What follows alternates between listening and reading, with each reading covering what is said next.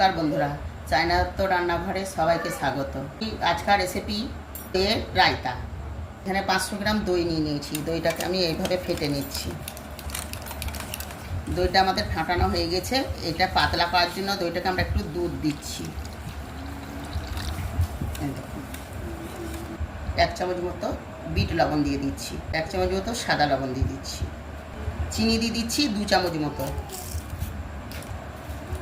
জিরে গুঁড়ো দিচ্ছি 1/2 চামচ, গোলমরিচ গুঁড়ো দিচ্ছি 1/2 চামচ, চাট মশলা দিচ্ছি 1/2 চামচ, কুচানো লঙ্কা দিচ্ছি 2টো, একটা শশাকে আমরা গ্রেট করে রেখেছিলাম সেটা দিয়ে দিচ্ছি। একটু কালারটা ভালো হওয়ার জন্য আমরা দিচ্ছি কাশ্মীরি লঙ্কা গুঁড়ো। এবার আমরা এটা মিক্স করে নেব। দেখুন আমাদের রায়তা সম্পূর্ণ হয়ে গেছে। এবার গার্নিশিং করব। একটু জিরে গুঁড়ো দিলাম ভাজা, একটু দিলাম গোলমরিচ গুঁড়ো, একটু দিচ্ছি কাশ্মীরি লঙ্কা গুঁড়ো গার্নিশিংয়ের জন্য।